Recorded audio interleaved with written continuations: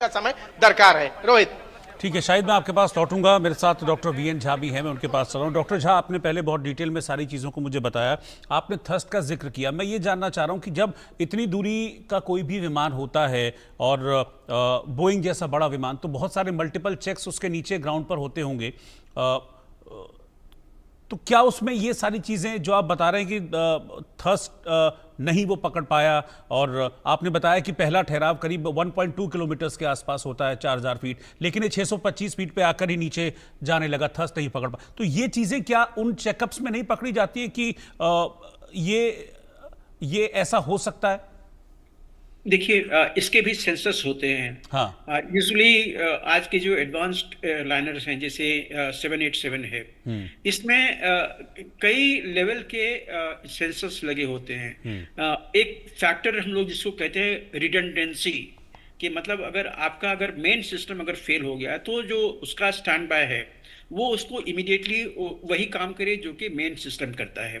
और थ्रस्ट ऐसी चीज होती है जबकि आप इंजन स्टार्ट करते हैं और उसके बाद जब आप उसका आरपीएम जो बढ़ाते हैं, रिवोल्यूशंस पर मिनट जिसको कहते हैं, जब आरपीएम जब बढ़ाते हैं तभी थ्रस्ट जनरेट होता है। और थ्रस्ट जनरेट कितना होता है इसके सेंसर्स हैं, वो आपको उसके कॉर्नरी सेंसर्स भी हैं जो कि आपको एग्जैक्ट थ्रस्ट कैलकुलेट करने में हेल्प करती हैं। तो ये सारी चीजें हैं, और इसलिए मैंने कहा था कि जब आप रनवे पे लाइन अप कर गए, जब आपने जो एयर ब्रेक है, एयर ब्रेक नहीं, जो जो अंडर कैरेज का ब्रेक है वो लगा के आपने विमान को रखा है और आपने थ्रस्ट को बढ़ाया, आपने आरपीएम बढ़ाया, तो वो चीज पता चलता है। और जितना जो इनिशियल जो टेक ऑफ रोल है उसमें लगता है कि थ्रस्ट सफिशिएंट था। मैंने बताया ना कि वही जब V1 का पॉइंट आता है, V1 के पॉइंट के बाद में जितना रेट ऑफ एक्सेलरेशन होना चाहिए था, मेरी आंखों को ऐसा लगा कि वो जो रेट ऑफ एक्सेलरेशन है उसी समय में कम हो गया। लेकिन वो V1 के बाद अगर हुआ है तो पायलट को कोई ऑप्शन नहीं है कि वो टेक ऑफ नहीं करे। अगर टेक ऑफ कर सकता तो उसको टेक ऑफ करना ही पड़ेगा, नहीं तो एरोप्लेन का वो हाल होगा कि शायद टेक ऑफ करने से जितना नुकसान होता था उससे ज्यादा नुकसान टेक ऑफ नहीं करने से होगा। क्योंकि वो V1 कॉल जो होता है वही होता है कि अब यहां से आपका नो रिटर्न है, आप अबॉर्ट टेक ऑफ नहीं कर सकते हैं। तो ये सारी चीजें होती है, पायलट को पता होगा वहां पे ये सारी चीजें जो डिटेल में है। वो सीवीआर और ब्लैक बॉक्स, इस दोनों के रिकवरी के बाद, सीवीआर होता है कॉकपिट वॉइस रिकॉर्डर, तो इन सब चीजों को वहीं पे होगा कि आखिर फर्स्ट पायलट में और जो पायलट हैं उनके बीच में क्या कन्वर्सेशन हुई है। जब V1 कॉल आया उसके बाद जो थ्रस्ट कम लगा पायलट को, तो उसके पास में क्या ऑप्शन था? कोई ऑप्शन नहीं था उसके लिए।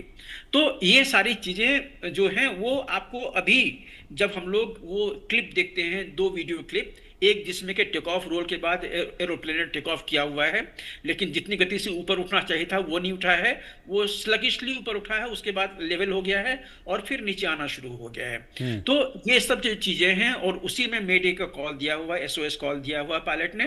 पायलट को ये पता लग गया था कि अब ये विमान जो है आगे नहीं जा सकता है, न ही उसके पास में इतना समय है कि वो उसको टर्न अराउंड करके वापस लैंडिंग के लिए आए, क्योंकि उसमें लगभग 4 से 5 मिनट लगते हैं। तो उतना समय था ही नहीं उसके पास में मुश्किल से 1 मिनट या उससे भी कम था। तो ये सारी चीजें हुई हैं। तो देखिए, अब ये पहला इन्वेस्टिगेशन ऐसा होगा कि जिसमें फेटल एयर क्रैश हुआ 787 का, सारी एजेंसी इसमें लगेंगी और मेरे ख्याल से कुछ और क्लू निकलेंगे, क्योंकि मेरा मानना है कि कभी भी एक कारण ऐसा नहीं होता है जिसके चलते कि एयर क्रैश हो जाए।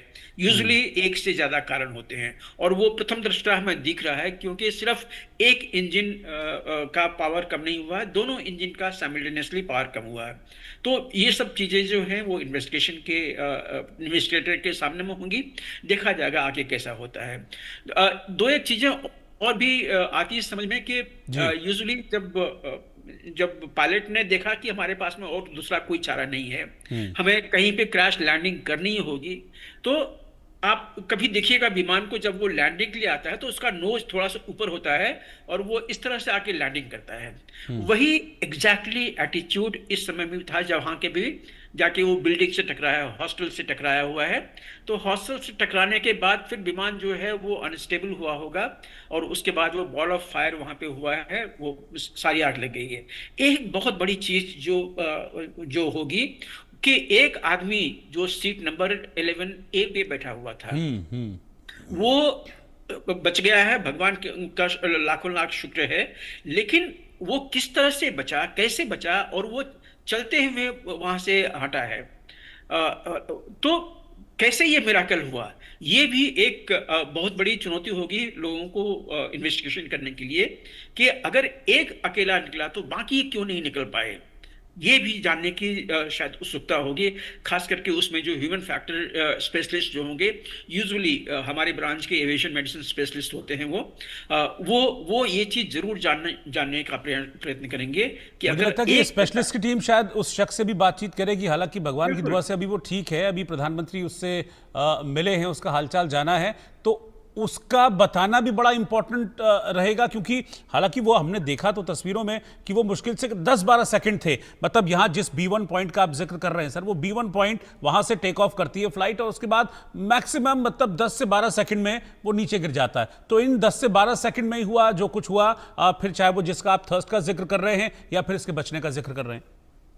जी हाँ, तो V1 point no return time है। V1 कॉल के बाद ही उसके बाद हम लोग टेक ऑफ करते हैं, तो ये चीजें हैं वो बिल्कुल सही है।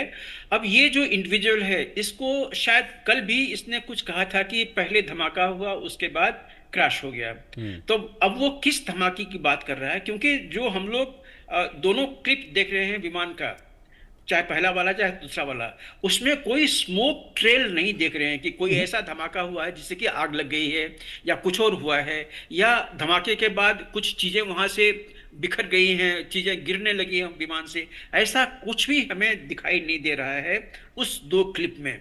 तो वो किस धमाके की बात कर रहा है? हो सकता है कि वो जब पहला इंपैक्ट हुआ है हॉस्टल से, तो शायद उस धमाके वो जबरदस्त धमाका हुआ होगा, शायद उसी धमाके की बात कर रहा है जिसके इमीडिएटली बाद जो विमान है वो क्रैश हो गया है। तो उससे देखिए, ये लोग लेमैन होते हैं, इन लोगों की बात पे आप बहुत ज्यादा यकीन नहीं कर सकते हैं, क्योंकि जो क्लिप हमें मिली है, 2 वीडियो क्लिप, ये बहुत कुछ आपको बताएगी। जब लोग इन्वेस्टिगेशन टीम बैठेंगी, वो बिल्कुल यही चीज डिसाइड करने की कोशिश करेंगे कि जब विमान टेक ऑफ रोड पे होता है, यूजुअली 100% आरपीएम पे हम लोग टेक ऑफ करते हैं, 100% आरपीएम में इस दोनों इंजन का कितना थ्रस्ट होगा, उस थ्रस्ट के साथ रेट ऑफ एक्सेलरेशन कितना होगा, उस रेट ऑफ एक्सेलरेशन में कितना क्या रेट ऑफ असेंट होना चाहिए, ये सारी चीजें वो कैलकुलेट करेंगे, और तब वो इस नतीजे पर पहुंचेंगे क्या थ्रस्ट पहले से ही कम हो गया था विमान जब नीचे आना शुरू हुआ, या एयरबॉर्न होने के बाद तब वो थ्रस्ट होना शुरू किया था। ये सारी चीजें बाद में पता चलेंगी, लेकिन मेरी जो जो जो एक आंखें हैं, जो आंखें हैं, वो इस क्लिप को देख के ये बता रही हैं कि शायद थ्रस्ट जो है वो टेक ऑफ होने से पहले ही कम हुआ था, लेकिन पायलट के पास कोई चारा नहीं था, क्योंकि V1 कॉल ऑलरेडी उसको मिल गया होगा, जो कि पॉइंट ऑफ नो रिटर्न होता है। क्यों? उसके बाद आपको टेक ऑफ करना ही होगा। तो अगर उसके बाद अगर थ्रस्ट कम हुई तो पायलट के पास कोई दूसरा चारा नहीं था।